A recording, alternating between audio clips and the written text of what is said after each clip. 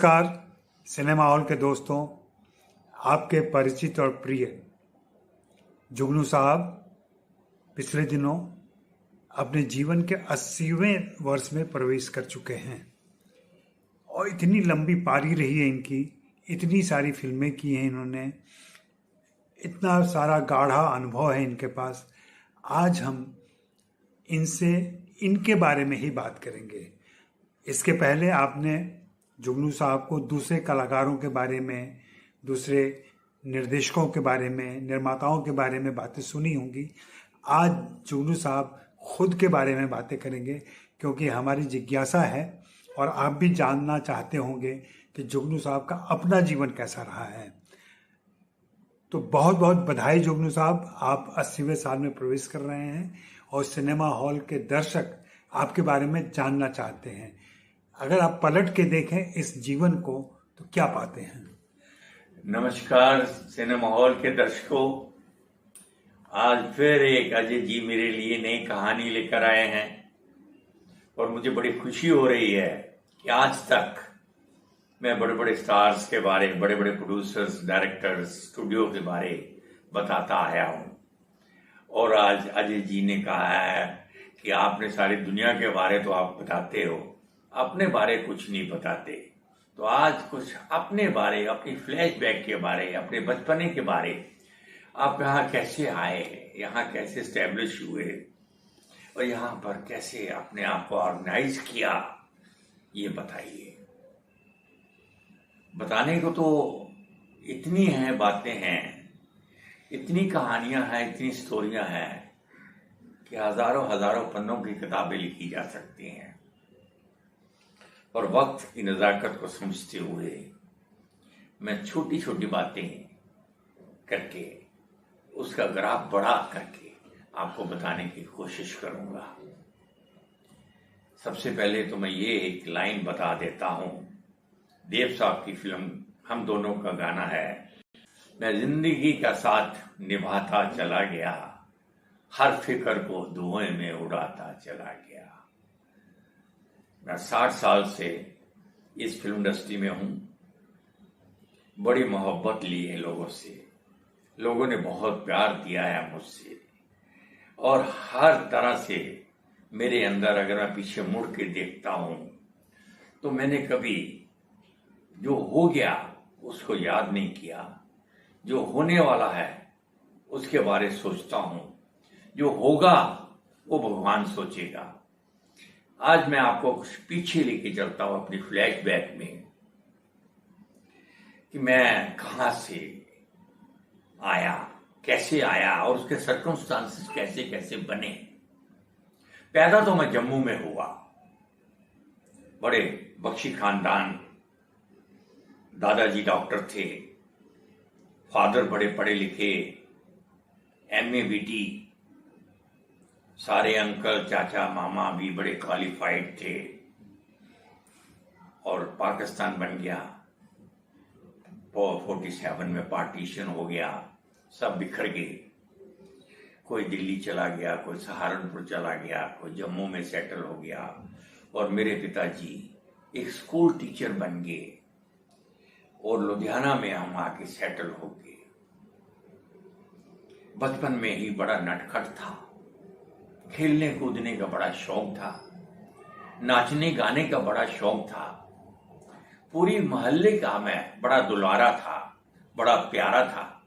मोहल्ले की मामियां, मोहल्ले की चाचियां, मोहल्ले की मासियां और मोहल्ले की बुआ, ये मुझे बहुत प्यार करती थी।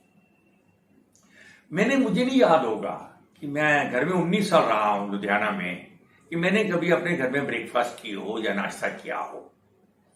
किसी के घर में मुझे मक्खन खाने को मिलता था, किसी के घर में मुझे ब्रेकफास्ट मिलता था, किसी के घर में मुझे लंच मिलता था। इसी तरह वह मोहल्ले में, और मोहल्ले की औरतें मुझे इतना एंजॉय करती थी, जैसे दोपहर को 12 बजे 12:30 अपने घर का काम खत्म करके मेरे साथ मुझे गली में बैठा लेती थी और मुझे बोलती थी चल डांस कर, और ढोलकी बजाना शुरू करती थी और मैं डांस करना शुरू कर देता था।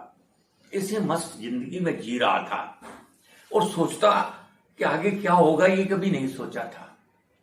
पिताजी क्योंकि टीचर थे, पढ़ने लिखने में मेरा मन नहीं करता था। पढ़ने लिखने में मैं थोड़ा नालायक टाइप का आदमी था। सिर्फ नाच लो, गा लो, खा लो, पी लो, मस्ती मार लो और मोहल्ले को एंजॉय करवा दो। इस तरह उम्र बढ़ती गई। जैसे जैसे उम्र बढ़ी, आगे थोड़ा बड़ा हुआ, दिमाग में कई बार आना शुरू हो गया, क्यों पढ़ने में तू नालायक है, आगे तू करेगा क्या, तेरा होगा क्या। बस ये सोचता था, इससे आगे मैंने कभी कुछ नहीं सोचा। 11वीं तक तो मेरे पिताजी ने किसी तरह आर्या स्कूल लुधियाना में मैं पास हो गया। उसके बाद मैं आर्या कॉलेज लुधियाना में मेरी एंट्री हुई और मैं पढ़ने चला गया। और वही होना था जो पहले मुझे मालूम था। 1 साल के बाद मैं फेल हो गया। फेल होने के बाद एक दिन मेरे भाई साहब मुझे सुबह सुबह लेके कहीं अपने बड़े बॉस के पास गए घूमने फिरने के लिए कि चलो बाजार से मार्केटिंग करते हैं, तो मैं अपने दो बॉस से भी मिल लेता हूं, तू भी मेरे साथ चल। तो वहां जाके बातचीत हुई। बातचीत में उन्होंने, चोपड़ा साहब ने पूछा कि सुभाष ये आजकल क्या कर रहा है? कह रहे जी कुछ नहीं कर रहा, नखट्टू है, नालायक है, बेवकूफ है, सारा दिन मोहल्ले में घूमता रहता है, फालतू में लोग औरतों के बीच में बैठ के डांस करता रहता है और बीए में फेल हो गया है। तो चोपड़ा साहब ने बड़ी अच्छी स्माइल देके कहा, सुभाष तू इस बच्चे की जिंदगी खराब कर रहा है, ये लुधियाना के काबिल नहीं है, ये लुधियाना में रहने के काबिल नहीं है। तो बोले फिर इसका क्या करें? बोले इसको चुप करके बॉम्बे भेज दो, ये 100% कुछ ना कुछ गुल खिलाएगा और ये कुछ ना कुछ करेगा।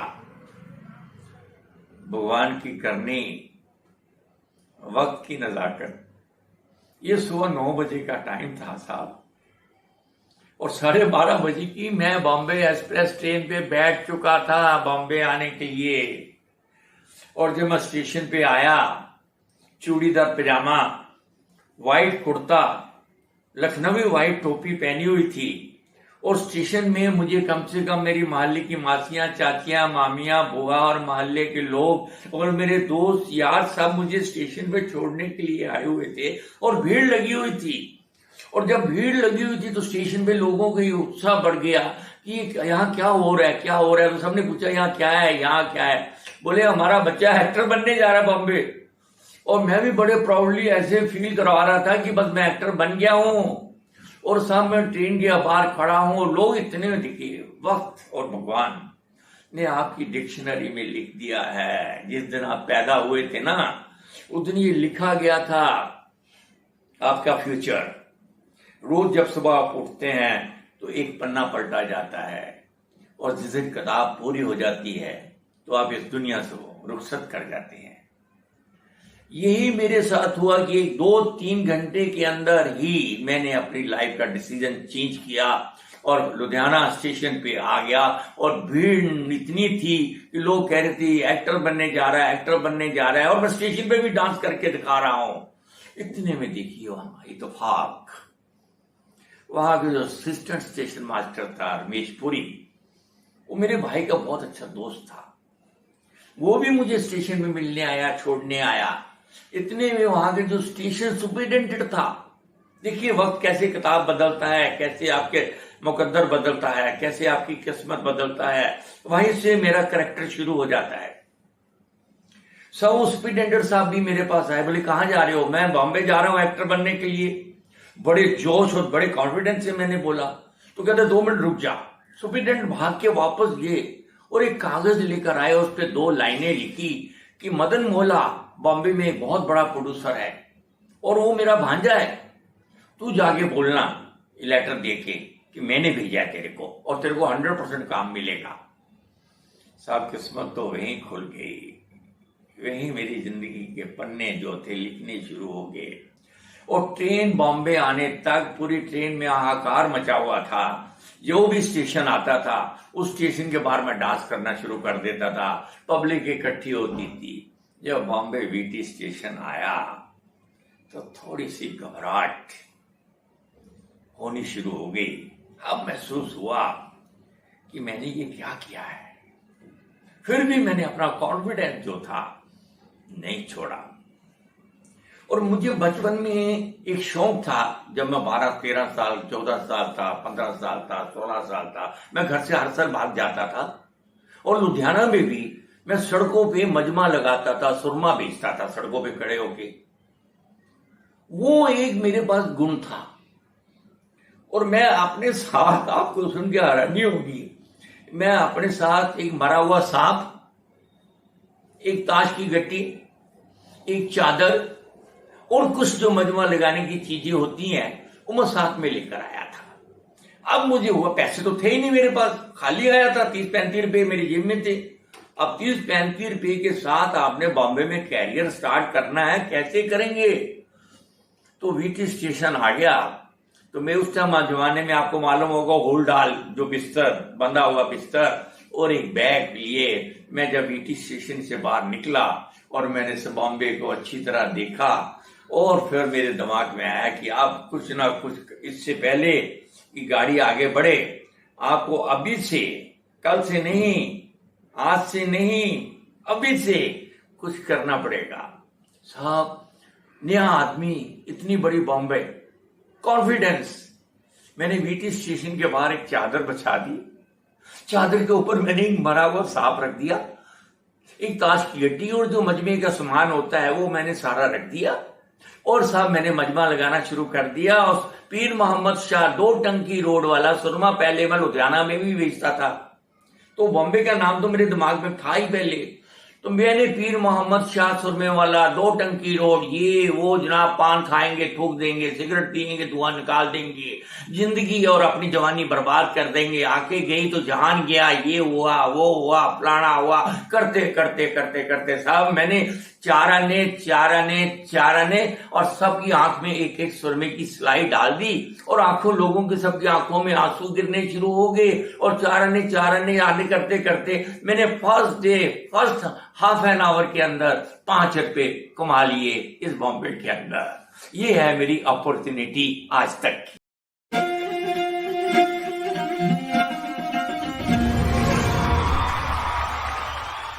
तो जुगनू साहब, आप मुंबई पहुंच गए, वीटी स्टेशन पे उतरे और पहले दिन आपने मुंबई वालों को सुरमा लगा दिया। लेकिन उसके बाद का सफर, जो असल मुश्किलें शुरू होती हैं, क्योंकि एक अनजाना शहर, अपरिचित लोग और एक सपना आपका, ये सब धीरे धीरे कैसे पूरा हुआ? बस मैं वीटी स्टेशन से बाहर, मेरे बड़े भाई साहब ने मुझे बताया था, क्योंकि वो एजेंट थे मोटर स्पेयर पार्ट्स के, तो बॉम्बे में उनका आना जाना रहता था। तो उन्होंने मुझे एक गाइडलाइन दी थी कि आर्या समाज कालवा देवी में आदर्श लॉज है, वहां पर उस टाइम में 1 रुपये 2 रुपये में बेड मिल जाता था। तो वो मेरे दिमाग में था। तो उस टाइम टैक्सी जो थी वो 50 पैसे की थी, 40 पैसे की टैक्सी थी। तो मैंने टैक्सी ली, उसको मैंने बोला कालवा देवी जाना है। तो मिनिमम में मैं 40 और 50 पैसे में कालवा देवी पहुंच गया और आदर्श लॉज मैंने फाइनल किया। वहां एक रूम के अंदर 5 बेड थे और 1 रुपये का एक बेड था, और वो बेड मैंने 1 रुपये में ले लिया और अब सामान वान टकाया। और वहां पर मारवाड़ी ढाबा था, 50 पैसे की थाली मिलती थी खाने की, वो मैंने पेट भर के खाना खाया। और क्योंकि ट्रेन पे थका हुआ था इसलिए सो गया। और शाम को फिर मैंने वहां से टैक्सी ली, जो कि 1 रुपये 40 पैसे लगे, और मैरिन ड्राइव पे आ गया। और मैंने सुना था कि सारे एक्टर मैरिन ड्राइव पे घूमते रहते हैं, तो मेरे दिमाग में किसी ने ये डाला हुआ था। तो मैरिन ड्राइव पे मैं ऐसे ऐसे ऐसे झांक रहा था, जो गाड़ी जा रही थी मैं सोचता था इसमें वो हीरो जा रहा है, मैं वो हीरो जा रहा है, वो हीरोइन जा रही है, वो हीरोइन जा रही है। मेरी एक्साइटमेंट बढ़ती जा रही थी। पर रात को 8 बज गए, वहां कोई मुझे एक्टर नहीं मिला और मैं वापस कालवा देवी आदर्श लॉज में वापस आ गया। रात को बढ़िया नींद आई, सुख से सोया, और सुबह अब अपनी नई जिंदगी की शुरुआत मैंने की। वो जो लेटर लाया था सुपरिटेंडेंट साहब लुधियाना से, मदन मोला के नाम से, तो मैंने किसी से पूछा कि ये मदन मोला साहब कोई कहाँ मिलते हैं। तो उन्होंने बोला कि फिल्म इंडस्ट्री का जो हब है वो ग्रांड रोड, नाज बिल्डिंग, वहां पर है, और वहां एक कॉफी हाउस है, वहां पूरी फिल्म इंडस्ट्री आती है। और साहब मैं सवेरे 10 बजे ग्रांड रोड, त्रिभुवन रोड पे, फिर टैक्सी से पहुंच गया। और वहां मैं पूछते पूछते पूछते कॉफी हाउस में पहुंच गया। और कॉफी हाउस में देखा तो इतना बड़े बड़े प्रोड्यूसर, बड़े बड़े डायरेक्टर्स वहां बैठे हुए हैं, भीड़ लगी हुई है, अंदर फुल था, बाहर भी भीड़ लगी है, 11 बजे तक वहां लाइन लग गई। तो वहां एक बहुत बड़ी गोरा चिट्टा एक पर्सनैलिटी मुझे कन्विंस हुई, उसका नाम था अविनाश चंद्र। उसने केसी बुखारिया साहब के साथ फिल्म भी बनाई। उस टाइम उसने 4-5 पिक्चरें डायरेक्ट की थी, जो कि बैड लक वो कंप्लीट नहीं हो सकी। वो फिरोज खान का बहुत अच्छा दोस्त था। तो उसने मुझे ऐसे ही पूछ लिया कि तू यहाँ क्या कर रहा है, कहाँ से आया है। मैं कहा जी मैं एक्टर बनने आया हूँ और अभी मेरे पास कोई काम नहीं है। बोले कब आया तू? मैं कहा आज ही आया हूँ जी, अभी आया हूँ, इसी वक्त आया हूँ। तो वहां देखिए अभी किस्मत साथ कहाँ देती है। वहां वीएन नैयर साहब, बी.आर. चोपड़ा साहब के दोस्त, रामानंद सागर के दोस्त, लाहौर के। वहां एक पेपर निकलता था, फिल्म क्रिटिक। बी.आर. चोपड़ा साहब उसके एडिटर थे, सागर साहब उसमें इन्वॉल्व थे, वीएन नैयर भी उसमें काम करते थे। तो वीएन नैयर साहब ने बॉम्बे में वो फिल्म क्रिटिक पेपर स्टार्ट किया था। और अविनाश ने नैयर साहब को बोला कि नैयर साहब आप कल कह रहे थे मुझे कि मुझे एक लड़का चाहिए, तो ये लड़का तो हमारे पास है, देख लो अगर आप यूज कर सकते हो तो नैयर साहब ने मेरा नाम पूछा, हाल पूछा, कहाँ से आए हो, ये आए हो। तो मैंने बोला मैं आज ही आया हूं पर मुझे बॉम्बे के बारे में कुछ नहीं पता। तो नैयर साहब बड़े मेरी बातों से एक्साइटमेंट पे आ गए। उन्होंने बोला कोई बात नहीं, मैं रास्ते तेरे को बता दूंगा, तू कल मेरे बंगले पे आ जाना, बांद्रा पाली हिल पे उनका बंगला था। साहब मैं कल दूसरे दिन 10 बजे पाली हिल पहुंच गया। नैयर साहब पंजाबी फैमिली, उनकी वाइफ, बच्चे, 2 बेटियां, उन्होंने मेरी बड़ी रिस्पेक्ट की और बड़ा इज्जत दी मुझे, और मुझे चाय पिलाई, नाश्ता करवाया और अच्छी तरह आओ भगत की। ये नहीं कि रंगरूट की तरह उन्होंने मुझे बाहर बैठाया, अंदर बैठा के मुझसे कई फिर मैं चंचल तो था ही, तो मैंने भी देखा कि ये तो तवा गर्म है, इस पर रोटियां सेकी जा सकती हैं, और मैं भी वहां पर शुरू हो गया। मतलब फर्स्ट डे, पहला दिन उनके घर में ऐसे इन्वॉल्व हो गया जैसे दूध के अंदर शक्कर। वो उन्होंने भी अपनापन दिखाया, बोले तू खाना खा के जाना। अब नैयर साहब ने बोला कि तू काम करने के कितने पैसे लेगा। लेकिन नैयर साहब मुझे तो पता नहीं है, मैं पहली बार आया हूं, आप जो भी दे देंगे मैं मुझे ठीक है, मुझे करना क्या है। बोले तेरे को कुछ नहीं करना, मैं तेरे को एड्रेस दूंगा बी.आर. चोपड़ा का, रामानंद सागर का, प्रमोद चक्रवर्ती का, शक्ति समानता का, जितने बड़े बड़े प्रोड्यूसर है, तो उनके ऑफिस में जाना है और उनको बोलना है कि मुझे नैयर साहब ने भेजा है, और वहां से एडवर्टाइजमेंट लेके आनी है, और जो मैं तेरे को बिल दूंगा उसका चेक लेके आना है। भाई इतने ही काम है और कुछ नहीं है। सब अंधा का मांगे 2 आंखें, दोनों हाथों में लड्डू मिल गए। साहब मैं डेली आज बी.आर. चोपड़ा साहब के ऑफिस जा रहा हूँ, आज रामानंद सागर के ऑफिस जा रहा हूँ, कारदार स्टूडियो परेल, वहां एंट्री मिलनी, वी शांताराम के स्टूडियो में एंट्री, रूप तारा में एंट्री, फेमस स्टूडियो उस टाइम पूरी फिल्म इंडस्ट्री का हब था, उसके अंदर कम से कम 150 से 200 ऑफिस थे। एफसी मेरा के पास जाना, उसके पास जाना, मदन मोला साहब का भी ऑफिस वहीं था। तो साहब वो लेटर लेकर मैं मदन मोला साहब के ऑफिस में भी घुस गया, और मैंने बोला ऐसे ऐसे साहब ये लेटर है मेरा, और आप मुझे बोला कि मदन मोला जी को मिल लेना। अरे अरे वाह वाह वाह, तो मेरे मामा जी है, मेरे मामा जी, आजा बेटा बैठ जा। उनके पिता जे मोला पृथ्वीराज कपूर के दोस्त, बड़े प्रोड्यूसर, तो साहब उन्होंने भी मुझे बड़ी रिस्पेक्ट दे दी, चाय वाय पानी पिलाया, और बोला तू क्या करना है। मैं कि मैं एक्टर बनने आया हूं। जब एक्टर बनने का नाम आया तो वहां असित सहन इज ए बिग डायरेक्टर, जो अभी मुझे पता लगा है, पहले नहीं मालूम था उस टाइम कि डायरेक्टर की ये वैल्यू होती है। डायरेक्टर वो चप्पल उतार के सोफे पे दोनों पैर रख के बैठे हुए थे, तो उनकी फिल्म शुरू हो रही थी आशा। तो जैसे ही मैं वहां पर मोला साहब के ऑफिस में साहब बातचीत हुई, उन्होंने असित दा को बोला कि आप इसके लिए कोई रोल देखिए, क्योंकि ये मेरे वहां का लेटर लेकर आए हैं और मैं इनको एक्सक्यूज नहीं बोल सकता, और इसको रोल तो देना ही पड़ेगा मुझे। तो इतना ये देखिए प्यार, अपनापन, एक रिस्पेक्ट, रिश्तेदारी की रिस्पेक्ट। तो असिद्धा ने तो बोला कि नहीं नहीं नहीं नहीं नहीं, वो अच्छा उनको आदत थी 2 बार बोलने की, नहीं नहीं रोल कोई नहीं, नहीं नहीं नहीं, नहीं कोई नहीं। तो बाद में वो बोले कि ऐसा करो मदन, ये हमारी अगली फिल्म बन रही है, नेक्स्ट फिल्म बन रही है शराफत, उसमें हम इसको रोल दे देंगे। तो आप ये देखिए मेरे दिमाग की पता नहीं क्या करनी थी। मैंने उसी टाइम फ्लर्ट करके बोल दिया कि मैं तो नेक्स्ट फिल्म नहीं कर सकता जी। तो सीता को बड़ा अचंभा हुआ कि कल का आप भी आया छोकरा, बोला मैं कल की आपकी नेक्स्ट फिल्म नहीं कर सकता। क्यों नहीं कर सकते, क्यों नहीं कर सकते? मैं क्या, बॉम्बे की सारी नेक्स्ट फिल्में मेरे पास है जी, और मेरे पास डेट नहीं होगी और आप कहेंगे कि आप काम करो, मैं बोलूंगा मैं नहीं कर सकता, तो आप नाराज हो जाएंगे, आप तो इतने बड़े डायरेक्टर हैं। और ये कह के मैं ऑफिस से निकल गया। साहब मैं फेमस में घूम रहा था, ऑफिस देख रहा था, हरदीप साहब है, बैनी तलवार है, पन्नालाल महेश्वरी है, कुंदन कुमार है, सुरेंद्र कपूर है, देवेंद्र गोयल है, ओपी रलन है, इतने बड़े बड़े ऑफिस को बोर्ड पढ़ के मैं खुश हो रहा था कि फेमस के अंदर राउंड लगाते लगाते इतने में देखा सीधा चप्पल के बगैर वहां चले आ रहे हैं और मुझे पकड़ लिया, इधर आ इधर आ इधर आ, और ऑफिस में ले गए। मदन मदन इसके 2 ड्रेस बनाओ, इसके 2 ड्रेस बनाओ, तुम्हारी परसों शूटिंग है। सब फर्स्ट डे बॉम्बे के अंदर, फर्स्ट डे एंट्री, नौकरी भी मिल गई, जर्नलिस्ट भी बन गया, एक्टर भी बन गया, फर्स्ट डे। इसको बोलते किस्मत का लेख।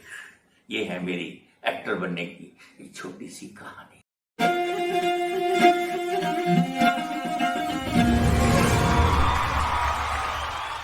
तो जुगनू साहब, आप तो बड़े खुशकिस्मत निकले कि मुंबई आने के चंद दिनों के अंदर ही आपको काम मिल गया, फिल्म मिल गई और शायद दोस्त भी बन गए। फिर आगे का सिलसिला कैसे चला? आप हैरान हो जाएंगे। मेरे दोस्त बहुत जल्दी, मेरी एक नेचर बड़ी कंफर्टेबल है कि मैं एडजस्टेबल, फ्लेक्सिबल एंड रिलैक्सेबल, मैं दोस्त बहुत जल्दी बना लेता हूँ।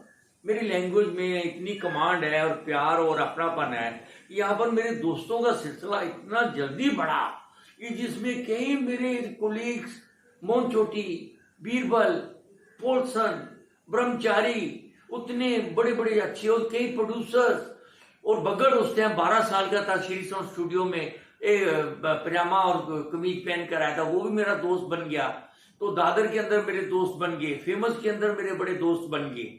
तो दोस्त तो ऐसे बनते गए, सिलसिला चलता रहा। पर मैंने एक छोटी सी एक बात, बड़ी इंपॉर्टेंट बात बताने जा रहा हूं कि मैंने ये बॉम्बे में आके 2-4 दिन के बाद मैंने डिसाइड कर लिया कि मुझे अपना पीआरओशिप कैसे करना है। पीआरओशिप इज वेरी इंपॉर्टेंट। आपको अपने आप को कैसे बेचना है। सब मैंने रोज ये डिसाइड किया कि मुझे रोज 50 आदमियों से मिलना है, और मैं हर वो कौन है, दर्जी है, आई डोंट माइंड, वो बहुत अमीर आदमी है, आई डोंट माइंड, वो नाई की दुकान चलाता है, नो प्रॉब्लम। तो मैं रोज 50 आदमियों के रोज जाके मिलना, उन 50 आदमियों का डायरी में नाम लिखना, और उस 50 आदमियों में एक आदमी भी अगर ऐसा मिल गया कि उसने कहा कि अरे यार वो फलाना प्रोड्यूसर है, वो फिल्म बना रहा है, वो मेरा दोस्त है, तो जाके उसको मेरा नाम ले ले। उस टाइम टेलीफोन फैसिलिटी तो थी नहीं। तो इस तरह जैसे मैं उसका नाम लेके, रेफरेंस लेके उस प्रोड्यूसर का पहुंचता था, तो मतलब ये कि आज की यात्रा मेरी सफल हो गई, आज का दिन मेरा बड़ा सक्सेसफुल हो गया। इस तरह वो चेन इतनी बढ़ती गई बढ़ती गई बढ़ती गई बढ़ती गई। मैं विद इन मंथ 2-3 महीने के अंदर मैं I am very establish personality. Film industry के अंदर मैं पहचाना जाने लगा, लोग मेरे नाम से मुझे पहचानने लगे। और एक बताते हुए मुझे कोई बुरा नहीं लग रहा कि मैं एक तो पतला दुबला था, खूबसूरत तो था ही, हैंडसम था, पतला दुबला था, और मैं स्टेज पे भी प्रोग्राम शुरू कर दिए। उस टाइम जॉनी विस्की का बड़ा नाम था, दिलीप दत्त का बड़ा नाम था, शायद बिजनौरी का बड़ा नाम था। इनके साथ भी मेरी दोस्ती हो गई, और ये भी मुझे स्टेज पे लेके जाना शुरू कर दिया इन्होंने। और तेजपाल हॉल के अंदर एक त्रिलोकी प्रसाद जी हैं, आज भी हैं, मेरे छोटे भाई हैं, उनके मौसा जी, जीजा जी, महावीर प्रसाद बहुत बड़े गुरु हुए हैं।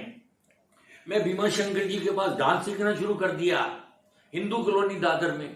इधर डांस की रिहर्सल शुरू हो गई, उधर मैं स्टेज पे जाना शुरू हो गया, क्योंकि पतला दुबला था। और एक मेरी आइटम थी मच्छर की, और मैं मच्छर की, आप सब जानते हैं भाई और बहनों कि जब मच्छर बहुत तंग कर रहे हैं, तो इस तरह की आइटम थी। तो मैं और लोगों में इतना हिट हो गया, इतना स्टैब्लिश हो गया कि फिल्म इंडस्ट्री में मुझे लोग मच्छर के नाम से ही पहचानने लगे। जिस गली, जिस मोहल्ले में जाऊं, जहाँ स्टूडियो में जाऊं, फेमस में जाऊं, रूपतारा में जाऊं या श्री साउंड में जाऊं, जहां भी जाऊं, मेरा नाम मच्छर मच्छर मच्छर मच्छर स्टैब्लिश हो गया और मुझे काम मिलना शुरू हो गया। और इस तरह स्टैब्लिश होते होते मेरा सर्कल भी बढ़ता गया। और जब सर्कल बढ़ा तो मैं बसंत स्टूडियो में भी मुझे बाबू भाई मिस्त्री ने काम देना शुरू कर दिया। फिल्मस्तान में मुझे तोलाराम जलाल जी, वहां पर परमानेंट पेड एक्टर होते थे, वहां भी मुझे असरानी, बीरबल, मैं, राजकिशोर, हमने सबने उसमें भी काम करना शुरू कर दिया।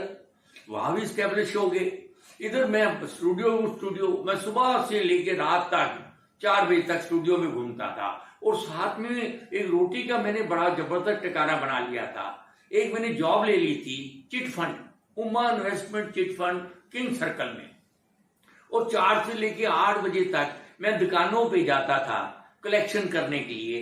10-10, 5-5 रुपए, 40 रुपए, 15 रुपए, 20 रुपए, तो 400-500 रुपए की रोज कलेक्शन करके मैं उमा इन्वेस्टमेंट चिट फंड में देता था। तो वो भी, वहां भी मेरी पीआरओशिप हो गई। वहां भी लोगों से मैंने बात करना शुरू कर दिया तो मैं एक्टर बनने आया हूँ, ये तो मेरा साइड बिजनेस है रोटी। तो वहां से कई लोगों ने मुझे रिकमेंड करना शुरू कर दिया कि उसको मिल ले, उसको मिल ले, उससे मिल ले। तो यहां तक ये है कि 3 महीने के अंदर I am very establish actor. और 6 महीने के बाद तो मेरी कई 2-3 फिल्में रिलीज भी हो गई। और बीरबल के साथ, मोहन चोटी के साथ, पोल्सन के साथ, ब्रह्मचारी के साथ, इनके साथ रोज उठना बैठना भी शुरू हो गया। तेजपाल हॉल ग्वालियर टैंक में, वहां शाम को उठना बैठना शुरू हो गया। इसके बीच में एक बहुत बड़ी पर्सनैलिटी, बिरला फैमिली, वासुदेव पिलानी, उनके साथ मुलाकात हो गई। त्रिभुवन रोड पे उनका ऑफिस था। अब उनके साथ बैठना उठना शुरू हो गया। उस जमाने में एक फिल्म बनी थी चमन, करण दीवान, जैमिनी दीवान, 2 भाई थे, is very big producer. Gemini Diwan भी वहां आया करते थे। एक सेठ साहब आया करते थे, वो भी प्रोड्यूसर थे। छोटे कमल शर्मा डायरेक्टर थे श्रीराम बोरा के, उनके साथ बैनी तलवार बहुत बड़ा प्रोड्यूसर थे, उन्होंने शहजादा बनाई थी शमी कपूर के साथ। इधर राजकमल कोहली, केवल मिश्रा, स्टैब्लिश डायरेक्टर। एक चड्डा साहब थे, केवी चड्डा, उनके साथ। इस तरह मेरी सबके साथ इतना ललित भाई प्रांसव की सेक्रेटरी, दारा जी के साथ, दारा जी के भाई रंधावा जी के साथ। इस तरह मैं ऐसे घुसता गया और मिलता गया, घुसता गया, मिलता गया, और इतना मैं स्टैब्लिश हो गया। और उसके बाद मैंने पीछे मुड़ के नहीं देखा। और आज मैं जो कुछ भी हूं आपके सामने बैठा हुआ, मच्छर के बाद मैं जुगनू बन गया। ये भी एक छोटी सी कहानी है। उस कहानी पर हम बाद में आएंगे। मुझे इस बीच ये बताइए कि किस तरह के रोल आपको मिल रहे थे और कैसी फिल्में मिल रही थी। ये यहां पर आके ट्विस्ट आता है। कनक मिश्रा उस टाइम बड़े स्टैब्लिश डायरेक्टर थे। तू पायल मैं गीत, और शशि कपूर जी के साथ वो फिल्म भी बना रहे थे। एक फिल्म सुनील दत्त, विनोद खन्ना, फिरोज खान, बड़ी, संजीव कुमार, बड़ी फिल्म थी। तो वो मटुंगा में किंग सर्कल में रहते थे। तो मैंने बोला ना, मैं पीछे पड़ जाता था। जिसके पीछे मैं पड़ा, जब तक उसने मुझे काम नहीं दिया मैंने उसका पीछा नहीं छोड़ा।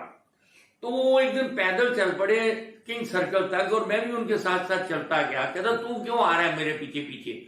मैं कह, जब तक आप हाँ नहीं बोलेंगे मैं आपका पीछा नहीं छोड़ूंगा। आज मैं खाना भी आपके घर में खा के जाऊंगा जब तक आप मेरे से प्रॉमिस नहीं करते। तो कनक मिश्रा जी जब कुछ किंग सर्कल के पास पहुंचने लगे तो रुक गए, हंसते हुए कहने लगे कि ले तेरे लिए रोल बन गया। तो साहब उन्होंने तू पायल में गीत और वो जो संजीव कुमार वाली, उसमें मुझे एक ख्वाजा सराम छक्के का रोल दे दिया। वो छक्के के रोल में मैं इतना खूबसूरत, क्योंकि पतला दुबला था, तो मुझे छक्के के रोल में इतना वो स्टैब्लिश हो गया। उसके बाद तो बस आप मत पूछिए मुझसे, मैंने 109 पिक्चरों में सिर्फ छक्के का रोल किया। बीवी की ड्रेस भी पहन के चले जाता था। हर दो फिल्म के बाद एक छक्के का रोल, और छक्के का रोल इतना स्टैब्लिश हुआ कि हर प्रोड्यूसर, हर डायरेक्टर की ये डिमांड थी, जुगनू अरे बुला लो उसको ये रोल दे देती है। अरे नॉर्मल रोल में भी मुझे बोलते थे आप वो ऐसे ऐसे करेगा। मैं ऐसे ऐसे ड्रेस के बिना कैसे करूं? मैं जब तक ड्रेस पहनता था उस टाइम तक मैं सब पूरे लेडी रूप में, मेरी हाव भाव, मेरी वाइब्रेशन, मेरी लुक, मेरी बोलचाल सब वैसी ही रहती थी। पर जब मैं ड्रेस उतार देता था उसके बाद मैं जुगनू मच्छर बन जाता था। उसके बाद मेरी पर्सनैलिटी होती थी, मैं वो हिजड़ा नहीं होता था, मैं जुगनू होता था। तो ऐसे रोल निभाने में किस तरह की मुश्किल आती थी? मुश्किलातें तो देखिए, आप ये जो लेडीज ड्रेस पहनती हैं, लेडीज मेकअप, एक आदमी है जो कि एक पजामा पहन के और कुर्ता पहन के भी अगर चलने जाए तो हैंडसम लगता है। मैं कंडम नहीं करता, मैं सारे हिंदुस्तान की दुनिया की माता और बहनों से माफी मांगते हुए कि लेडीज के लिए थोड़ा अनकंफर्टेबल तो है ही, क्योंकि उनको लिए ड्रेसेस पहनना, उनके लिए मेकअप करना, उनके लिए वाल बनाना, ड्रेस करना, ये करना, टाइम तो लगता है। और फिर मैं आर्टिफिशियल औरत बनता था और मेरे लिए तो उसके लिए उससे भी ज्यादा तकलीफ दे था। तकलीफ तो बहुत होती थी पर शौक इतना था कि मैं उसमें मस्त रहता था। एक बार छोटा सा किस्सा सुनाता हूँ। सच्चा झूठा एक फिल्म, धर्मजी हीरो थे, नडियाल वाला की फिल्म थी। जू पे एक सीन था तो उसमें मैं लड़की बना हुआ था, शॉट दे रहा था। तो धर्म जी के दो बच्चे होते हैं, धर्म जी जा रहे हैं और बच्चे कहते हैं पापा पापा हमें ऐसी मम्मी ला दो ना। तो मम्मी जब ठंड करती है तो सब होश उड़ जाते हैं कि वो बीच पे मांगने वाला छक्का था और वो ड्रेस में भी मैं अच्छा लगा था। और वही ड्रेस थोड़ा मैं आगे जाके बताऊंगा कि वो ड्रेस जब मैं दोपहर को उस टाइम ये होता था, बीच पे तो आप ड्रेस उतार नहीं सकते, घर में मैंने आके ड्रेस उतारा। मेरी दूसरी शूटिंग एस्ट्रो स्टूडियो में थी, वहां भी मैं छक्का बना हुआ था। तो मैंने अपनी वाइफ को बोला कि रात को पार्टी है तो वहां चले जाना और मैं वहां पहुंच जाऊंगा। मेरी वाइफ वहां पहुंची और मैं भी सन एंड सन पहुंचा। जब सन एंड सन पहुंचा तो उसके डायरेक्टर थे इस्माइल शराफ। तो जैसे मैं अंदर घुसा तो अरे वाह वाह वाह वाह, मजा आ गया आज तो मैं बड़ा खुश कि मैंने इतना अच्छा सीन किया है कि लोग मुझे वाह वाह कर रहे हैं। थोड़ा और आगे बढ़ा तो फिर कहने लगे वाह वाह वाह वाह, क्या बात है जुगनू जी, आज तो मजा आ गया। जब मैं थोड़ा और आगे बढ़ा तो दो तीन आदमियों ने मुझे गले लगा लिया, कहते कमाल कर दिया। बस अब जब थोड़ा और आगे बढ़ा तो कमाल ये था, यो ड्रेस मैंने इस पिक्चर में पहना हुआ था, वही ड्रेस मेरी बीवी पहनकर उस पार्टी में आई हुई थी। लोग मुझे वाह नहीं कर रहे थे, वो ड्रेस पहने हुए मेरी वाइफ को वाह कर रहे थे कि क्या दोनों का कॉम्बिनेशन है और क्या मियाँ बीवी की अंडरस्टैंडिंग है। ये मेरे साथ क्या हादसा हुआ है। अच्छा, बीच में आपने जिक्र किया कि आपके दोस्त लोग जो थे, बीरबल थे या राजकिशोर थे, मुकरी साहब थे, जॉनी बिस्की थे, दिलीप थे, ये सारे लोग, सारे जो आपके को एक्टर थे, दोस्त थे, क्या आप लोग ग्रुप में काम करते थे या क्या होता था? हाँ, किस तरीके से रिकमेंड करते थे। हाँ, ये बड़ी हाईलाइट थी उस टाइम। उस टाइम क्या था कि लिमिटेशन थी कि एक स्क्रिप्ट जब बनती थी तो स्क्रिप्ट के अंदर एक नौकर का रोल है, एक ड्राइवर का रोल है, एक क्लर्क का रोल है, एक सेक्रेटरी का रोल है, एक बाजार में सब्जी बेचने वाले का रोल है, एक रिक्शा चलाने वाले का रोल है। तो इस 5-6 करैक्टर जो आज नहीं बनते, हाँ बिल्कुल, आज नहीं बनते, आज बनाना चाहे भी तो नहीं बनेंगे। तो उस टाइम जब स्क्रिप्ट बनती थी तो हम लिमिटेड एक्टर थे, 6-7 कॉमेडियन थे। मोहन चोटी साहब थोड़े हमसे सीनियर एक्टर थे, ब्रह्मचारी साहब सीनियर एक्टर थे और देवेंद्र गोयल की फिल्म उनकी हिट हो चुकी थी। बीरबल भी स्टैब्लिश हो रहा था। पोर्सन ऑलरेडी, क्योंकि इंदिरा बांसल का भाई था, इंदिरा बांसल बड़ी स्टैब्लिश एक्टर थी, तो पोर्सन साहब फिजिकली इतने मोटे थे तो वो भी हिट होते।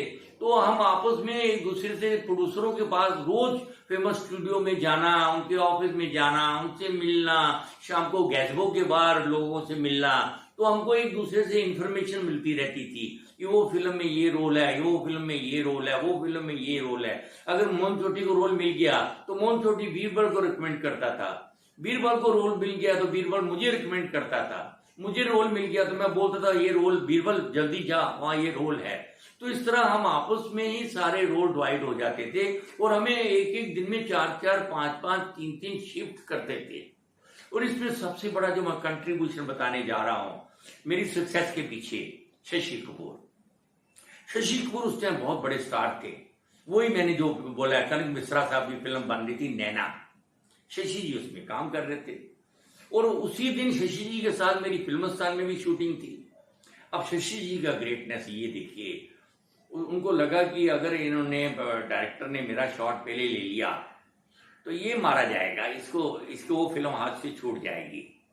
तो शशि कपूर ने कनक मिश्रा के कान में कहा कि ऐसा कर, मैं बहुत थका हुआ हूँ, 3 शिफ्ट करके आया हूँ, मैं 1 घंटा सो लेता हूँ, तो जो सीन है ना जुगनू का, वो तो कंप्लीट कर दे।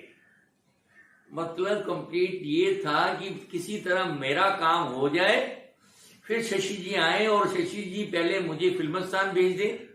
फिल्मिस्तान वालों को भी डायरेक्टर को फोन कर दिया कि मैं जुगनू को भेज रहा हूं, मेरे आने से पहले जुगनू का काम खत्म कर देना, मैं फिर पहुंचूंगा। ये था शशि कपूर। ये थे उस टाइम के बड़े बड़े star, Dharmendra ji, Sanjeev Kumar is very helpful hero. Shashi Kapoor, Sanjeev Kumar ji हर जगह रिकमेंड करते थे। धर्म जी, राजेश खन्ना जी जहां जिस पिक्चर में जाते थे, अरे तू आ जाना सेट पे, साथ में उन्होंने खाना खिलाना। आप राजेश खन्ना इतना बड़ा स्टार, और डायरेक्टर को कहना यार जुगनू को कहीं एडजस्ट करना है बस। अब राजेश खन्ना का इतना कहना ही बहुत था कि जुगनू को एडजस्ट करना है। तो इस तरह हमें अपने प्रोड्यूसरों के साथ, हमारे डायरेक्टर्स के साथ, हमारे स्टार्स के साथ, हमारी हीरोइंस के साथ इतना पीआरओशिप, इतना मिलना, इतना जुलना, इतने अच्छे रिलेशन, इतने हेल्दी रिलेशन हो गए कि हमें किसी तरह भी काम की कोई प्रॉब्लम नहीं आई। और मैं फिर आगे बढ़ता गया। उसके बाद मैंने कई काम शुरू किए। आपने सुना होगा कि मैंने एक बहुत बड़ा स्टूडियो बनाया था, रिकॉर्डिंग। जुगनू साहब, मैं ये जानना चाहता हूँ कि आपके समय में जब आप काम कर रहे थे, आपका एक ग्रुप बन गया था, तमाम एक्टर्स थे उसमें, उस जमाने में जो फिल्मों के हीरो होते थे, बड़े स्टार होते थे, उनके साथ आप सारे एक्टर्स का रिश्ता कैसा होता था? आजकल तो सुनते हैं कि आप किसी बड़े एक्टर से बात ही नहीं कर सकते।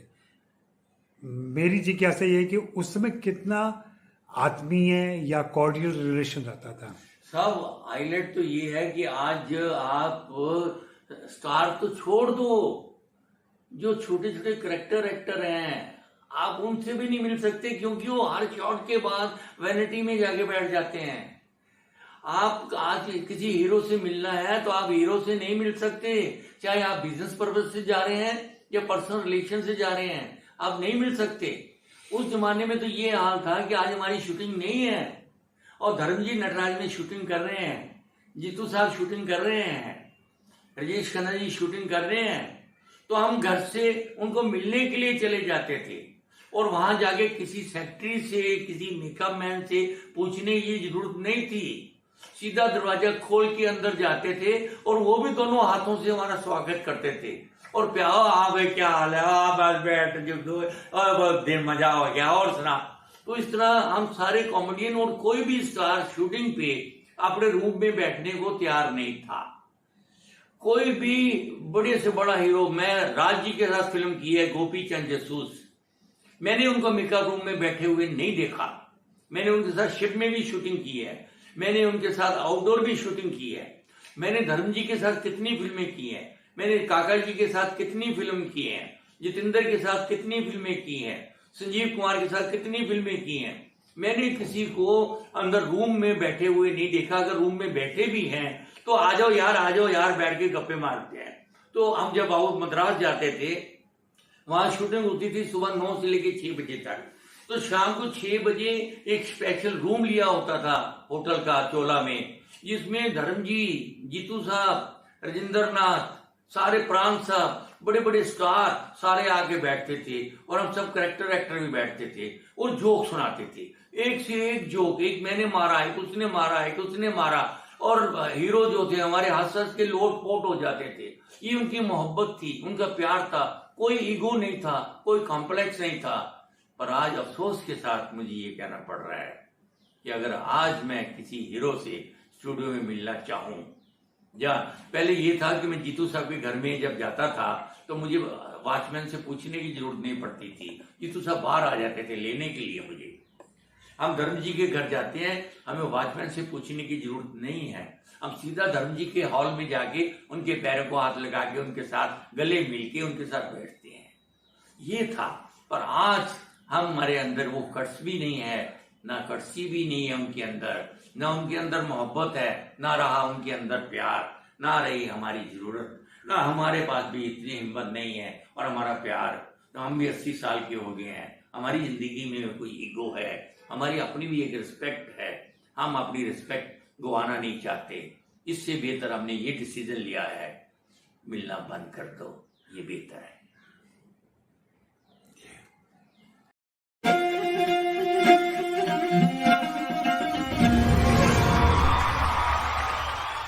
जुगनू साहब, अभी तक तो हम लोग काफ़ी अच्छे से जा रहे हैं। मुझे उम्मीद है कि दर्शकों को भी पसंद आ रहा होगा और उनकी प्रतिक्रियाएं भी आ रही हैं हमारे पास। अब मैं ये जानना चाहता हूं कि अपने कैरियर में, 60 साल के कैरियर में आपने लगभग कितनी फिल्में की होंगी? और मैंने आपके पास देखा, आपके पास एक डायरी है जहाँ फिल्मों के नाम नोट हैं, कुछ तस्वीरें हैं आपकी जो हम यहाँ भी शेयर कर रहे हैं, बार बार आपके दर्शकों को दिखा रहे हैं। लेकिन मैं आपसे जानना चाहता हूँ कि ठीक है कि सही नंबर आंकना मुश्किल होगा, लेकिन फिर भी एक मोटा आंकड़ा तो हम दे ही सकते हैं कि कितनी फिल्में की और उसमें कौन से डायरेक्टर आपके ज़्यादा फेवरेट रहे या किन डायरेक्टर से आप फेवरेट रहे हैं, ये सारी बातें। सबसे बड़ी बात तो ये है कि मैं हर डायरेक्टर का और हर प्रोड्यूसर का फेवरेट था। मैंने जिस प्रोडक्शन के अंदर काम किया उसके अंदर हमेशा मेरी रिपीट वैल्यू रही है। ये कभी नहीं हुआ, क्योंकि ना तो मेरे लिए कोई पैसा जरूरत था, पर इतना भी जरूरत नहीं था कि मैं जाके गिड़गिड़ा के उससे पैसे मांगूं या जबरदस्ती पैसे मांगूं या ऑफिस में जाके कहूं नहीं मुझे पैसे चाहिए। क्योंकि मेरा पसीना सूखने से पहले मेरे प्रोड्यूसर जो थे मुझे पैसे दे देते थे, इसलिए मुझे इस मामले में तो कभी कुछ कॉम्प्लेक्स ही नहीं हुआ। और मेरे प्रोड्यूसर जो डायरेक्टर थे, जैसे केसी बुखारिया साहब, उन्होंने जितनी फिल्में बनाई है सब में मुझे काम दिया। सावन कुमार जी ने जितनी फिल्में बनाई सब में काम दिया। राहुल रोयल मैक्सिमम मुझे हर फिल्म में लेता था। जितने बड़े बड़े प्रोड्यूसर, बप्पी सोनी, बप्पी जी के साथ मैंने सारी फिल्मों में काम किया।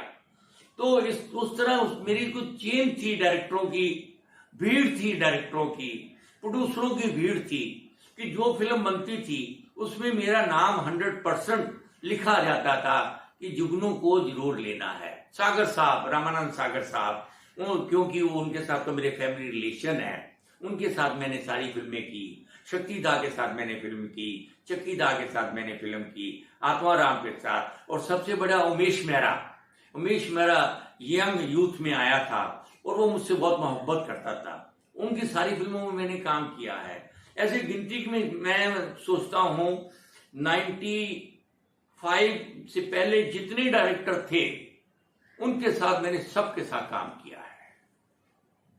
ये उनकी मोहब्बत थी और ये मेरा अपनापन था। जी, तो नंबर से बता पाएंगे ये कितनी फिल्में? नंबर तो मैंने, क्योंकि मैंने बसंत स्टूडियो में भी काम किया है, वाडिया मूवी टॉन में भी काम किया है, बाबू अल मिस्त्री के साथ भी काम किया है, मैंने स्टंट फिल्मों में भी काम किया है। मैं हीरो तो हूं नहीं, मैं तो एक सीन, 2 सीन, चमचे का रोल, हिजड़े का रोल, टांगे वाले का रोल, रिक्शे वाले का रोल, सर्वेंट का रोल, तो एक एक सीन, 2-2 सीन वाले रोल होते थे। हम स्टार तो बनने आए नहीं थे, सोचा भी नहीं था कि हम स्टार बनेंगे या हीरो बनेंगे। उस तरह अगर आप टोटल लगाते जाएं तो इतनी क्वांटिटी हो जाएगी कि आपने तो मेरी डायरी देखी है। पहले मुझे शौक था कि मैं डायरी के अंदर हर प्रोड्यूसर का नाम, डायरेक्टर का नाम, फिल्म का नाम और उस साल का नाम, वो सारा।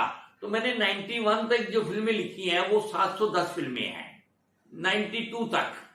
और 92 के बाद आज 8 साल, 30 साल ये हो गए हैं। तो मुझे लगता है 1011, और जो सीरियल है उसका नाम नहीं लिखा हुआ मैंने, जो लैंग्वेज पिक्चरें हैं उनका नाम नहीं लिखा हुआ, पंजाबी पिक्चरें मैंने बहुत सारी की हैं उनका नाम नहीं लिखा हुआ, मैंने साउथ की फिल्में लिखी में काम किया है, मैंने भोजपुरी फिल्मों में काम किया है, इनका नाम नहीं लिखा, मैंने शिव कुमार के साथ सारी फिल्में की हैं, उनका नाम नहीं लिखा। इस तरह अगर टोटल लगाएंगे तो 1000 फिल्म से तो ऊपर 100% होनी चाहिए। जी जी। अच्छा, आपने कैरियर में आपने एक्टिंग के अलावा भी बहुत कुछ किया, जैसे आप शोज किया करते थे, उसका सिलसिला कैसे बना? दूसरे, मैंने सुना है कि आपने एक स्टूडियो भी खोला हुआ था। तो ये दोनों पहलू जो है आपके शोज वाले और ये स्टूडियो वाला, ये सिलसिला कैसे बना और कितना कामयाब रहा? इसमें मैं क्रेडिट एक आदमी को दूंगा, वो पता नहीं मेरे से नाराज रहता है, मेरे से बात नहीं करता, मैं उससे बहुत मोहब्बत करता हूं, मनमोजी साहब। तो एसएल में मैं शूटिंग कर रहा था, बीरबल, मैं सब पेंटल, हम सब लोग काम कर रहे थे। तो लंच का टाइम था, तो मनमोजी साहब के बड़े छोटे भाई हैं मथुरा में, सबसे बड़े गुरु हैं हिंदुस्तान के, ये उनके छोटे भाई हैं, बड़े समझदार हैं। उन्होंने एक दिन पता नहीं मुझे जैसे को दिल को लगती है बात, उन्होंने कहा कि जुगनू, तो तेरे अंदर इतना टैलेंट है, तेरे अंदर इतना काबिलियत है, ये तो छोटे छोटे रोल करके तो अपना कैरियर खराब कर रहा है, तो अगर कोई दूसरे काम में हाथ डालेगा ना तो तू कमाल कर देगा। बस उसका ये कहना था और मेरे दिमाग में वो बात आई। उसके बाद सब मैंने धीरे धीरे धीरे, एक्टर तो रहा ही, एक्टिंग तो मैंने नहीं छोड़ी, पर साथ में मैंने धीरे धीरे पासा पलटना शुरू हो गया और मैं प्रोडक्शन डिजाइनर बन गया। और प्रोडक्शन डिजाइनिंग में मैंने कई फिल्में की। उसके बाद में मुझे शो मिलने शुरू हो गए। शायद मैंने पूरी दुनिया घूमी है, पूरे वर्ल्ड के अंदर मैंने शो किए। मैंने हिंदुस्तान के बड़े बड़े शो करने शुरू कर दिए। शो में मैं बड़ा स्टैब्लिश हो गया। उसके बाद फिर मैंने एक अचीवमेंट और बहुत बड़ा, ट्यून स्टूडियो, बहुत बड़ा रिकॉर्डिंग स्टूडियो, जिसका सुनील दत्त साहब, ओम प्रकाश जी, जितेंद्र, जॉनी वॉकर। कौन सा साल रहा होगा ये ओशिवरा के पास पाटलिपुत्र है, उसके सामने टीचर कॉलोनी, अभी वो बिल्डिंग बन गई है, वहां पर ये मैंने स्टूडियो बनाया था। बहुत बड़ा राउंड बोर्ड था, ट्यून स्टूडियो।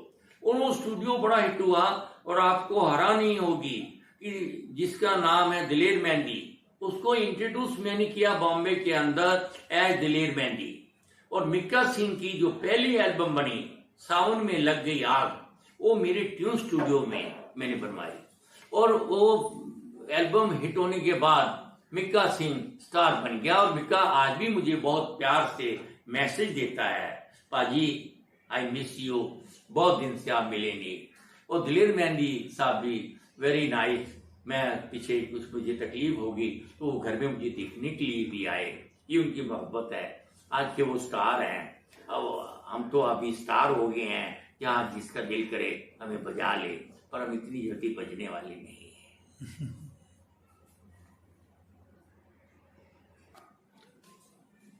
जुगनू साहब, मैं जानना चाहूंगा कि वीटीओ और कालबा देवी से तो आपकी जर्नी स्टार्ट हुई मुंबई के अंदर जी, और अभी आप गोरेगांव वेस्ट में रहते हैं जी, ओशिवरा डिपो के सामने। जी। लेकिन इस दरमियान और इस बीच में आपने और भी ठिकाने बदले होंगे, ठिकाने क्यों और कैसे ठिकाने बदले? ठिकाने तो ऐसे बदले, मतलब उसकी एक हद हो जाती है, क्योंकि रंगरूट थे, यंग थे, फायर था, दोस्तों यारों का जमघट था। रोज शाम को दारू पीने के लिए दोस्त इकट्ठे हो जाते थे। तो जहां मकान लेते थे उनको 4 दिन के बाद हमारी असलियत पता चल जाती थी कि, और 4-5 दिन के बाद वो बोलते थे कि ये हमारे घर में हमारे फूफा आने वाले हैं, हमारे चाचा आने वाले हैं, आप मकान खाली कर दीजिए। तो मैं सबसे पहले तो मुलुंड कैंप में आपको बता चुका हूँ। उसके बाद मैं चेंबूर में आ गया और चेंबूर में मैं भाड़े पे रहना शुरू किया। तो वहां भी असलियत खुल गई। वहां से भागा तो गवर्नमेंट कॉलोनी बांद्रा ईस्ट में मैंने मकान लिया। और आप सुन के हैरान हो जाएंगे कि 2 महीने के अंदर मैंने कम से कम 12 मकान बदले। हर 2 दिन के बाद, 3 दिन के बाद वो बोलते थे, अच्छा जी आप ऐसा करिए, आप मकान बदल लीजिए, हम फैमिली वाले हैं, आपके दोस्त बहुत आते हैं, रात को शोर मचाते हैं, ये होता है वो होता है। तो मैं बदल देता था। उसके बाद मुझे एक बहुत अच्छा ठिकाना मिल गया, सांता क्रूज जो सबवे रोड है, चर्च के सामने बंगले है, पिंटो विला। एक पिंटो विला मुझे मिल गया। उसके अंदर पुराना बंगला था, उसके अंदर एक रूम मिल गया मुझे रहने के लिए। और उसके पीछे एक गुजराती फैमिली थी, मास्टर जी पांड्या साहब, उनके साथ मेरे बड़े अच्छे रिलेशन हो गए, बड़ी दोस्ती हो गई। और वहां से फिर मैंने स्टैब्लिश होना। पर मेरा माइंड का एक टारगेट ये था कि अगर बॉम्बे में आपको रहना है, बॉम्बे में अगर जीना चाहते हो, बॉम्बे में अगर स्टैब्लिश होना चाहते हो, तो आपको अपना घर बनाना जरूरी है। अगर आपका अपना घर होगा तो आप घर के अंदर खिचड़ी खाकर भी गुजारा कर सकते हैं, नमक से रोटी खा के भी गुजारा कर सकते हैं।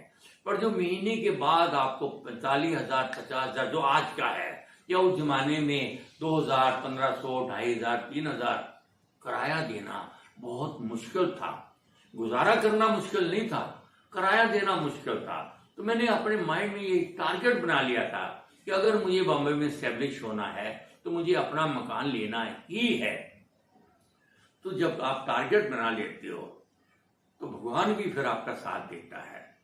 तो मेरी शादी 75 में फिक्स हो गई थी, पर मैंने अपना घर नहीं लिया था।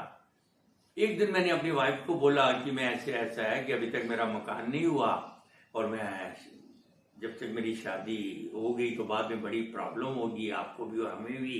तो मैं चाहता हूँ कि थोड़ा शादी टाल दो और मकान ले लूंगा, उसको शादी कर लूंगा। तो उसका बतंगड़ बन गया कि लड़का नीडी है, ग्रीडी है, ये कहता है। तो मतलब बातों में बातें, हर आदमी का कहने का एक अपना स्टाइल होता है, मैं नाम नहीं लूंगा। और जी शाम तक तो हाँ कर मच गई जी। वो लड़का कहता है जी मुझे फ्लैट दो तो मैं शादी करूंगा। तो साहब मैं बड़े हैरेसमेंट हुई, और देखो फिर किस्मत कहां साथ देती है। मैं गैसबो के बाहर खड़ा हूं। उस टाइम गैसबो एक अड्डा था जहां पूरी फिल्म इंडस्ट्री शाम को इकट्ठी होती थी।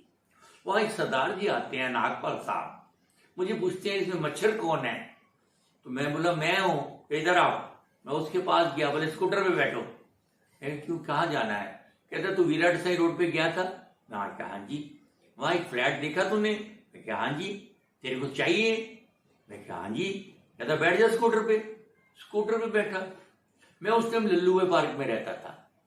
लल्लुए पार्क में वो आता है आदमी, सरदार जी, वो मेरा सारा सामान समेटता है, टैक्सी पे रखता है, मुझे टैक्सी में बिठाता है। वो विराट साई रोड पे रात को 11 बजे आता है, ताला खोलता है, सामान मेरा अंदर रखता है, कहता है ये फ्लैट तेरा है।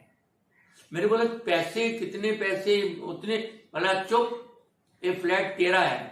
ऐसा लगा कि जैसे भगवान साक्षात मेरे सामने खड़ा है। मैंने बोला मेरे पास पैसे से नहीं है, मेरे पास तो सिर्फ 12,000 है। बोला तेरा 12,000 में फ्लैट हो गया। सब मैंने दूसरे दिन वो सरदार जी आए, मैंने 12,000 रुपया उसके हाथ में दिया। वो ऑफिस में गया, रजिस्ट्रेशन कराया, स्टैंप ड्यूटी कराई, एग्रीमेंट बना, और मैं फ्लैट का मालिक बन गया। और मैंने फिर अपनी वाइफ को बोला कि आज मैं अपने रात को फ्लैट में सोया था। और फिर उस 15 या 20 दिन के बाद मेरी 6 अक्टूबर 75 में मेरी शादी हो गई। आज मेरी वाइफ की दुनिया में नहीं है, 3 साल पहले उसका इंतकाल हो गया। बड़ी अच्छी जिंदगी बीत रहे थे, अच्छा अभी भी बीत रहा हूँ। मेरी 2 बेटियां, एक बेटा, स्टैब्लिश पर्सनैलिटी, स्टैब्लिश घर, दुनिया का हर बिजनेस, दुनिया की हर खुशी भगवान ने मुझे दी। वो जो बंदा आपके सामने पीटी स्टेशन पे सुरमा बेच रहा था, आज आपके सामने ये जुगनू साहब बन के बैठा हुआ है। एक अच्छी जिंदगी और एक अच्छे माहौल के अंदर, अच्छे दोस्तों के अंदर, अच्छी फैमिली के अंदर, अच्छे अच्छे ये दोस्त बने हुए हैं, अच्छे अच्छे रिश्तेदार बने हुए हैं। मेरे घर में हरियाली ही हरियाली है। मेरा बेटा बड़ा बरखुरदार है, मेरी बेटियां बहुत समझदार है, मेरे दोस्त बड़े दोस्त हैं। बिल्डिंग के अंदर मेरा बड़ा रुतबा है, लोग मुझे बड़े प्यार से मिलते हैं। अजय जी आपकी मोहब्बत है जो आज भी आप मेरे सामने बैठ के अपना इतना कीमती वक्त लगा के मुझे शूट कर रहे हैं। इसी तरह पूरी बिल्डिंग में मैं सड़क पे चले जाऊं तो सब लोग मुझे मोहब्बत करते हैं। बिल्डिंग के वॉचमैन मुझे प्यार करते हैं, मोहल्ले के लोग मुझे प्यार करते हैं, फिल्म इंडस्ट्री के लोग मुझे प्यार करते हैं। सुख दुख कहीं भी हो मैं वहां हाजिर होता हूँ। मेरे सुख दुख में मेरे दोस्त सारे हाजिर होते हैं। ये मेरी जिंदगी में, ये मेरी फिल्म लाइन में सबसे बड़ी कमाई है। आज मैं 80 साल का हो गया हूँ, आज भी मैं मुस्कुरा रहा हूँ। उसका रीजन, उसकी वजह आप हैं, और आप मुझे इसी तरह मोहब्बत करते जाएं, इसी तरह मैं जीता रहूं, इसी तरह मैं खुशियां मनाता जाऊं, और आपका मोहब्बत का तहे दिल से शुक्रिया अदा करता जाऊं। यही जिंदगी। अभी और बाकी है सवाल। चलो ठीक है, ठीक है। मैं ये जानना चाहता हूँ कि आप तो अशोक वैद्य के नाम से आए थे मुंबई जी, बीच में आपका नाम मच्छर पड़ गया, जी, फिर उसके बाद आज हम आपको जुगनू नाम से जानते हैं। जी। तो ये नाम बदलने का क्या चक्कर रहा? ये नाम बदलने का वही दे है कि जब मेरी शादी होने लगी तो मैं रामानंद सागर साहब की एक फिल्म थी हमराही, उसमें मैं रोल कर रहा था मिस वर्ल्ड का। तो मच्छर मच्छर मेरा नाम था। तो शांति सागर, आनंद सागर, प्रेम सागर, क्योंकि उनके प्रोडक्शन कंट्रोलर थे पंडित जी, जिनकी बेटी के साथ मेरी शादी हो रही थी। और पंडित जी और रामानंद सागर दोनों भाई हैं। तो उन्होंने उस टाइम सब बच्चों ने बोला, आनंद सागर ने, मोती ने, कि पापा जी ये मच्छर मच्छर नाम ठीक नहीं लग रहा, इसका पहले नाम बदलो तो शादी होगी। तो लंच ब्रेक में वहां पर मुझे ऑफिस में बुला लिया गया और वहां मेरा तमाशा बना दिया। और इसका नाम नीला रख दो, इसका नाम पीला रख दो, इसका नाम वो रख दो, इसका नाम वो रख दो। बड़ा हेरसमेंट होने लगी, मैं बड़ा शर्मिंदा होने लगा। बाद में साहब पता नहीं कहाँ से झलक आई, शांति सागर भागा हुआ पापा जी के रूम में आया, लंच चल रहा था। कहते पापा जी नाम मिल गया, नाम मिल गया। बोले क्या हुआ? कहता मच्छर के नीचे लालटेन लगा दो। बोले मतलब? कहता मच्छर विद लालटेन, जुगनू।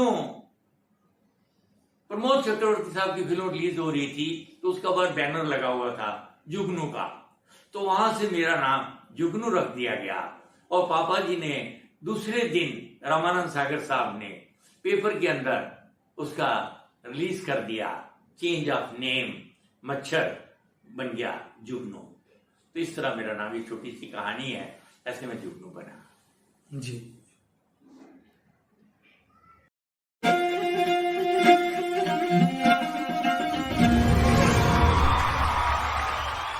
तो जुगनू साहब, आपकी एक अच्छी खासी लंबी जिंदगी रही और हम चाहेंगे कि आप 100 साल से भी ज्यादा जिएं और हमारे बीच रहें, हमारा मनोरंजन करते रहें, हमारी जानकारी बढ़ाते रहें, हमें खुश रखें।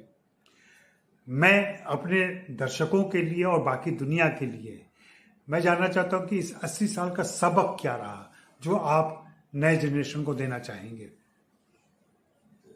सिने माहौल के दर्शकों और मेरे प्यारे साथियों, पुराने साथियों, बीच के साथियों और आज के साथियों, इस फिल्म इंडस्ट्री के अंदर मैंने 60 साल बड़े खूबसूरती से गुजारे, खुश मिजाजी से निकाले। बोलते हैं जहां फूल होंगे वहां कांटे भी होते हैं, पर फूलों की वजह से अगर आप कांटों को हटा दें तो फूल भी नहीं रहेंगे। तो कांटे भी चुभने चाहिए कभी कभी, पर इतने भी नहीं चुभने चाहिए कि जो कि वो नसूर बन जाए। मैं इस फिल्म इंडस्ट्री के अंदर खुश मिजाजी से आया था और 80 साल की उम्र होने के बाद भी आपके सामने उसी तरह खुश मिजाजी से ही बैठा हुआ हूं। उसका रीजन ये है, दुनिया में जितनी इंडस्ट्रीज हैं उसमें सिर्फ एक फिल्म इंडस्ट्री है ऐसी जहां पर आप आते तो हैं पर इस फिल्म इंडस्ट्री से जाते नहीं है कभी भी। इस फिल्म इंडस्ट्री में जो भी आया वो कभी गया नहीं, वो अमर हो गया। इसका नाम है फिल्म इंडस्ट्री। यहाँ जिंदगी जी जाती है, यहाँ खुशियां आपको बेशुमार मिलती हैं, मोहब्बत बेशुमार मिलती हैं। हमारे पुराने जितने कोलीग्स थे, जितने पुराने सीनियर एक्टर थे, मैंने पृथ्वीराज कपूर जी के साथ भी काम किया है। नगर बंधु, जो कबड्डी गोल बंधु रतन कुमार जी की फिल्म थी, तिवारी साहब के साथ भी मैंने काम किया, कन्हैया लाल जी के साथ भी मैंने काम किया, मोतीलाल जी के साथ भी मैंने काम किया, याकूब जी के साथ भी काम किया है। तो सब उनका जो मिलनसार था, जो उनका रिलेशन था, जो लंच ब्रेक के अंदर जो एक दूसरे को वो शिक्षा देते थे, समझाते थे, अपनापन महसूस करवाते थे कि तू ऐसा वो किया तो वो ऐसा नहीं यार, ऐसा करके जरा थोड़ा और बेटर हो जाएगा। तो एक दूसरे को एडवाइस करते थे, प्यार से समझाते थे, खाना साथ में खिलाते, कंफर्टेबल करते थे, जो आज थोड़ा सा मुझे मुश्किल लग रहा है। फिल्म इंडस्ट्री वो भी अच्छी थी, बहुत अच्छी थी। फिल्म इंडस्ट्री बीच में जो थी वो भी बहुत अच्छी थी। फिल्म इंडस्ट्री में आज भी कह रहा हूं, फिल्म इंडस्ट्री आज भी बहुत अच्छी है, सिर्फ थोड़ी सी प्यार की कमी हो गई है, थोड़ी नजर की कमी हो गई है। मैं चाहता हूं जिस तरह हमारे पुराने स्टार्स बड़े बड़े अपने कुलीग्स को लेके, अपने टेक्नीशियंस को लेके, अपने क्रू को लेके साथ चलते थे, उसी तरह आप सब एक दूसरे को लेके साथ चले, मोहब्बत से उनको गले में हाथ डाल के उनके दुख सुख के साथी बने।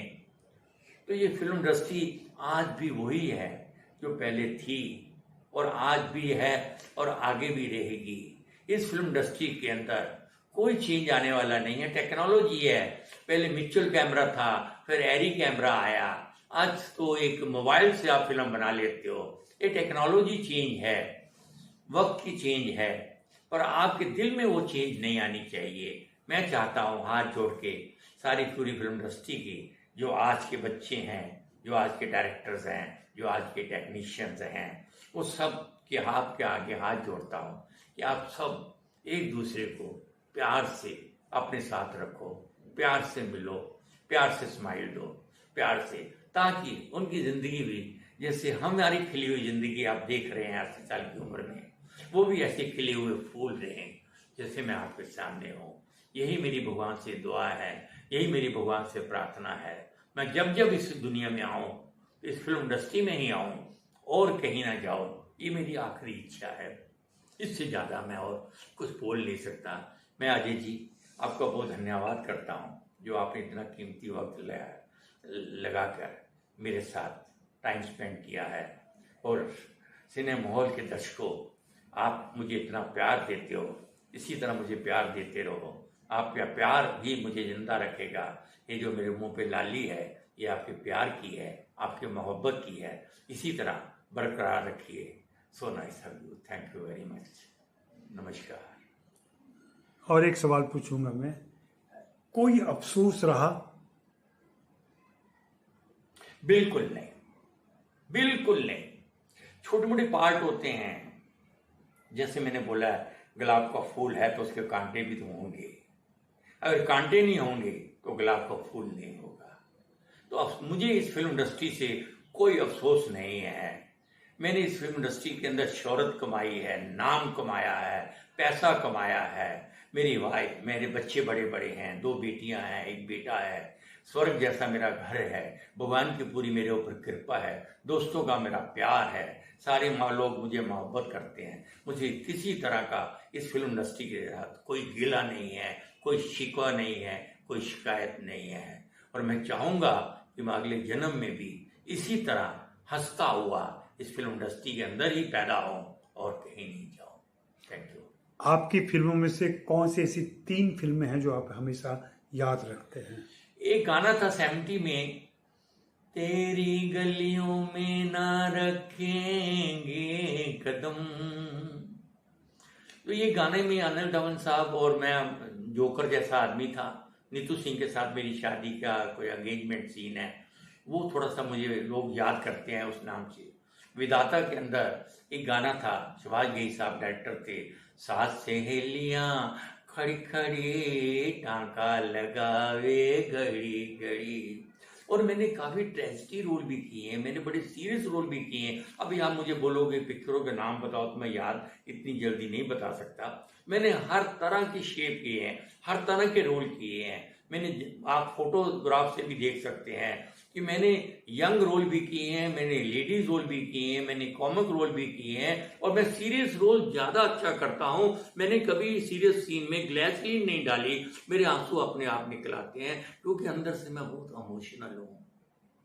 और फिल्म लाइन का जो भी एक्टर होगा या डायरेक्टर होगा या टेक्नीशियन होगा, वो इमोशनल ही मिलेगा। कोई भी यहाँ पर हार्ड नहीं है, सब सॉफ्ट है। यही एक इंडस्ट्री है जहाँ पर आपको सॉफ्टनेस मिलेगी। फिल्म इंडस्ट्री, हिंदुस्तान की फिल्म इंडस्ट्री जिंदाबाद, जिंदाबाद, जिंदाबाद। अपने दोस्तों में आप किसे सबसे ज्यादा मिस करते हैं जो नहीं रहे? बड़े अच्छे से दोस्त चले गए जिंदगी में, बहुत। यहाँ पर आज आपने कहीं दुखती नस पे हाथ लगा दिया है। कितनों को कंधा दिया है मैंने, मुझे नहीं याद। बस यहां पर आके मैं कहीं टूट जाता हूं। बड़े बड़े प्रोड्यूसर्स, जिसमें एक राम दयाल मेरा बहुत अच्छा दोस्त, बप्पी सोनी साहब बहुत अच्छे दोस्त, मोहन चोटी, जगदीप, महमूद साहब, यहां से अभी चंद रोज पहले जो सबसे ज्यादा मेरा नजदीकी दोस्त था, जिसके साथ मैंने कदम से कदम मिला के चला, जिसने मुझे रास्ता दिखाया इस फिल्म इंडस्ट्री के अंदर, चलना सिखाया, बातचीत करनी सिखाई, बीरबल, वो मुझे छोड़कर अभी चंद रोज पहले ही चला गया। ऐसे बड़े नाम हैं, किस किस का नाम बताऊं, बहुत तकलीफ होती है। और 60 साल के अंदर कितने कंधे दिए हैं मैंने, मुझे याद नहीं। और कंधे कितने देने पड़ेंगे मुझे पता नहीं। भगवान, इससे मुझे बचा लो।